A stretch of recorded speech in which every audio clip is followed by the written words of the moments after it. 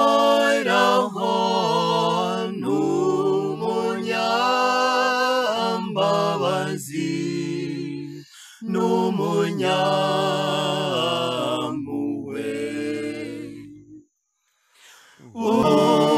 Uhoraho n'umunyambabazi n'umunyampuhwe. Mutima wanjye singiza Uhoraho, n'icyo ndicyo cyose gisingiza izina rye ritagatifu. Mutima wanjye singiza Uhoraho, kandi ntiwibagirwe na kimwe mu byo yaguhaye.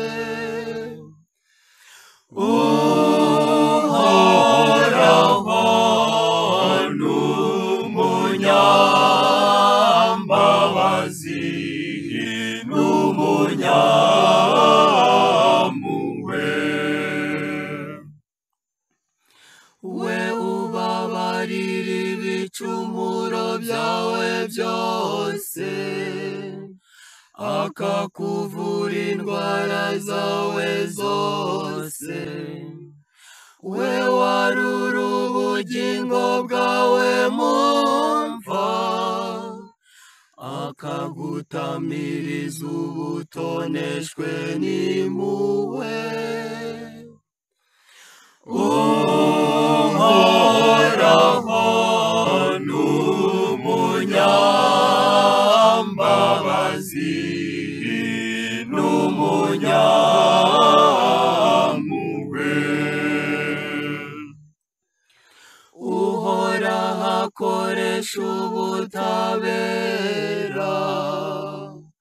akarengera abapfukiranwa bose.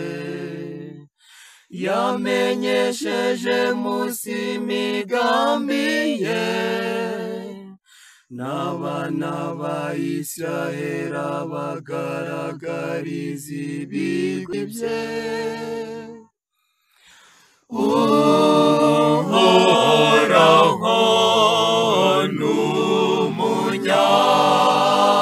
n'umunyambabazi n'umunyampuhwe. Uhoraho n'umunyambabazi n'umunyampuhwe, atinda kurakara kandi akagira ibambe. Uko ijuru ryibumbuye kure hejuru y'isi, niko impuhwe ze zisagiranira abamutinya. Uhoraho n'umunyambabazi n'umunyampuhwe.